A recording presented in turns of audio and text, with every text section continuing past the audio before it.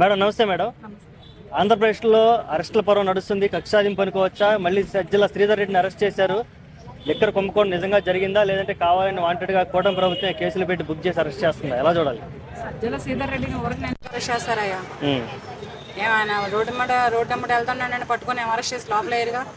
ఆయన లిక్కర్ కుంభకోణం చేశాడు కనుకనే అరెస్ట్ చేశారు. అసలు డిజిటల్ ఏం చేశాడు ఆయన?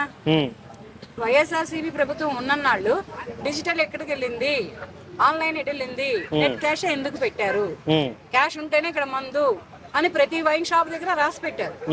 అప్పుడు ఇదంతా ఎక్కడికి పోయింది? ఈ డబ్బులన్నీ ఏం చేశారు? ఈ వేల కోట్లన్నీ ఏం చేశారు? అంటే వీళ్ళు వేల కోట్లలో సంపాదన పెట్టుకుని 100 కోట్లు వీళ్ళు వెనకమార్లు వేసుకున్నారా అనే కదా ఇక్కడ అర్థం. ప్రజలకు ఏమైనా తెలియకుండా ఏం లేదు కదా. సజ్జల శ్రీధర్ రెడ్డిది కుంభకోణం ఉంది కనుకనే అతను లోపలేయగలిగారు. ఆ పైన ఇంకొక రెడ్డి ఎవరు, ఆ పైన ఇంకొక రెడ్డి ఎవరు, వీళ్ళందరూ ఉన్నాయి కనుకనే ఆయన అక్కడెక్కడో నంద్యాలలో కుంభకోణం చేస్తే ఇక్కడ తెలంగాణ రాష్ట్రంలో బలే చేశారయ్యా. ఎక్కడికక్కడ పోలీసులు చాలా చాణిక్యులైపోయారా. ఈ మధ్య పోలీసులు మాత్రం చెప్పుకోవచ్చు, 3rd డిగ్రీ లేకుండానే 3rd డిగ్రీ అంతా సినిమా చూపిస్తున్నారు. ఇంత ముందులో పోలీసులు అంటేనే భయం ఉండేది, ఇప్పుడు భయం లేదు.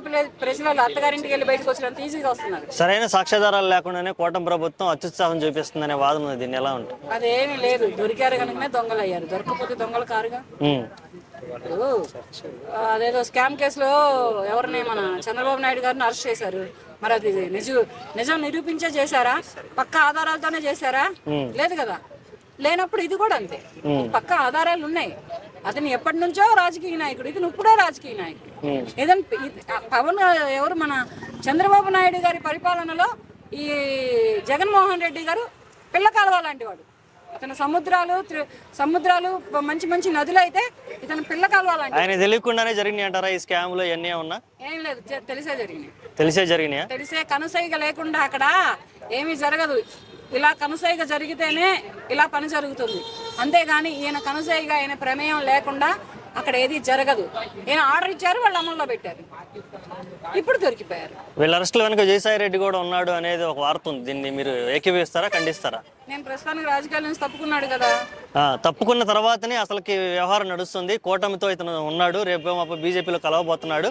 కూటమికి ఇటువంటి లీక్లన్నీ ఇస్తుంది, ఉప్పందిస్తుంది, రెబల్గా మారిన తర్వాత నుంచే జరుగుతుంది అనే ఒక వాదన ఉంది. దీన్ని మీరు ఏకీభవిస్తారా? ఏకీభవించవచ్చు. ఎందుకనంటే ఇతను రేపటి రోజున మరి కూటమిలోకి వెళ్తున్నాడు కనుక, వెళ్ళినప్పుడు ఏంటంటే మరి అక్కడ తీస్తారుగా, నీ మీద నేనేం చేయనులే, నేను లోపలికి వెళ్ళను, నువ్వు బయట ఉంది కానీ రాని అంటే మొత్తం చెప్పేస్తాడుగా.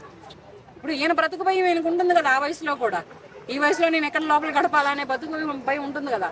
ఒక వయసు వచ్చిన తర్వాత ఒక్కొక్క మనిషిలో ఒక్కొక్క పాపభీతి అనేది బయటపడుతుంది. ఒక్కొక్క వయసులో ఉన్నప్పుడు ఒక రాక్షసత్వం అనేది బయటపడుతుంది. ఒక్కొక్క వయసులో ఉన్నప్పుడు ఒక్కొక్క ఉరుకులాట అనేది బయటపడుతుంది. ఇతనికి అంతా అయిపోయింది రాజకీయంలో, అందుకనే ఇతను సైలెంట్ గా ఉన్నాడు, సైలెంట్ గా ఇంటిమేషన్ ఇస్తా ఉన్నాడు అనమాట.